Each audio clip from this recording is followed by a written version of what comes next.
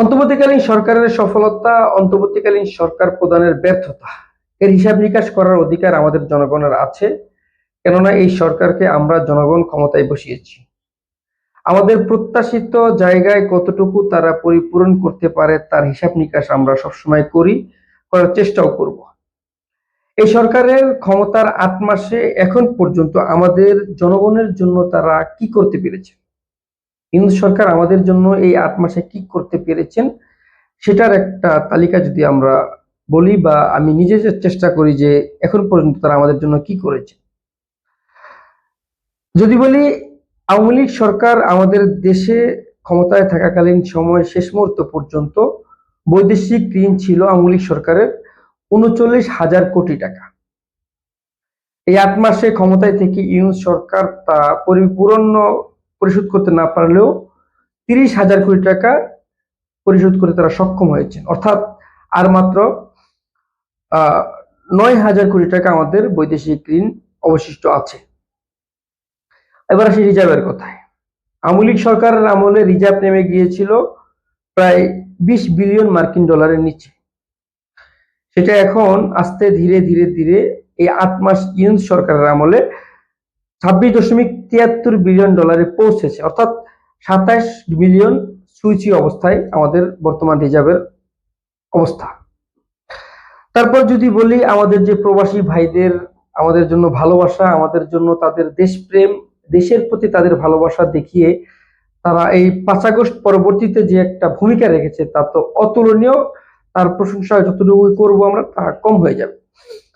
আমাদের দেশে ইতিহাস করেছে মার্চ মাসে আমাদের প্রবাসী ভাইয়েরা, তাদের দ্বারা আমাদের আয় হয়েছে ৩.২ বিলিয়ন ডলার।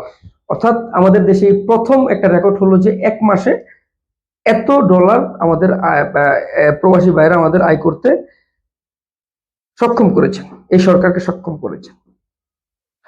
আরেকটা সফলতার কথা যদি বলি, অর্থনৈতিক কেলেঙ্কারির অভিযোগে আমাদের যে বাফুফে আছে, বাফুফের ফুটবল ফেডারেশন যেটা বাফুফে আছে, ফিফার থেকে একটা নিষেধাজ্ঞা ছিল আমাদের 18 সালে সম্ভবত এই নিষেধাজ্ঞা দেওয়া হয়েছিল।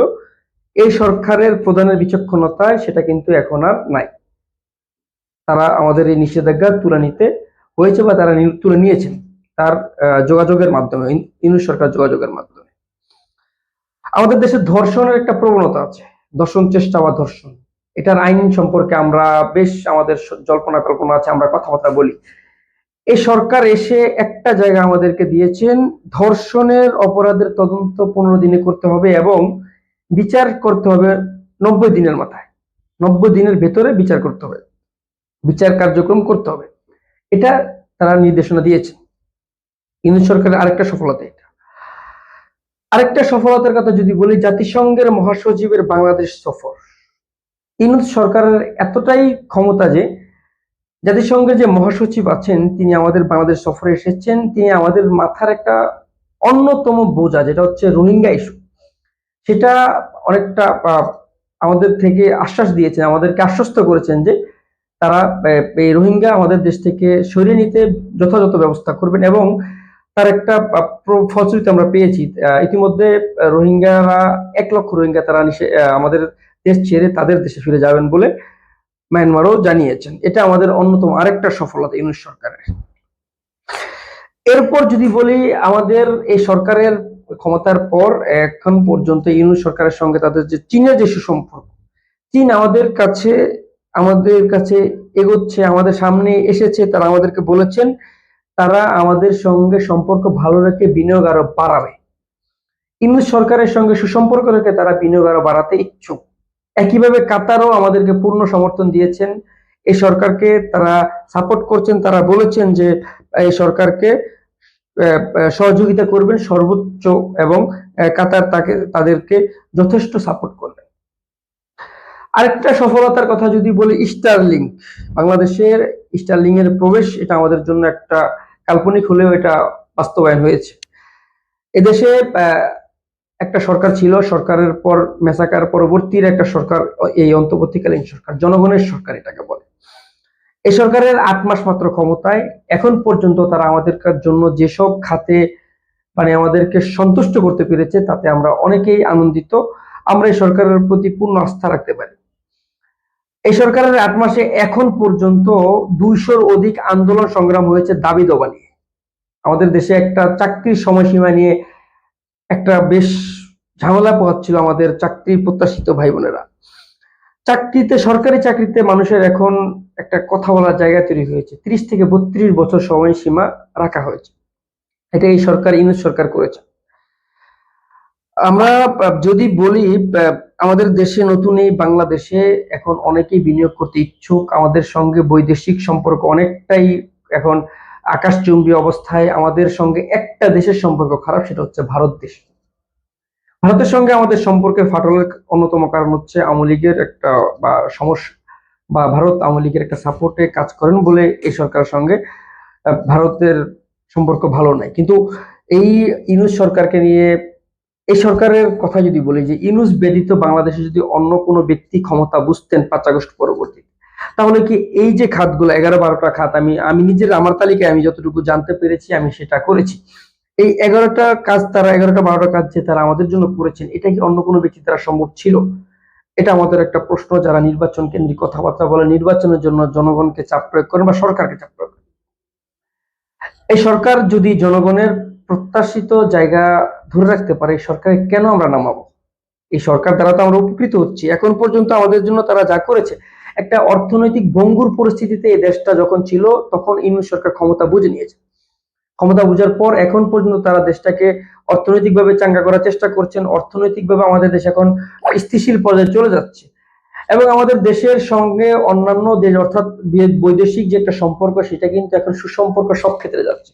যুক্তরাষ্ট্র থেকে শুরু করে সকল দেশ, চীন, বিশেষ করে চীন আমাদেরকে পূর্ণ সমর্থন দিয়েছে। কিন্তু সরকারের সফলতা সম্পর্কে বলতে গেলে আমরা আসলে, আমি যতটুকু জানতে পেরেছি, এটা আমার হিসাব অনুযায়ী আমি এটা বের করতে পেরেছি। এখন এর বেশি অনেক আছে যেগুলো আমার জানা নাই, আমি জানতে পারিনি।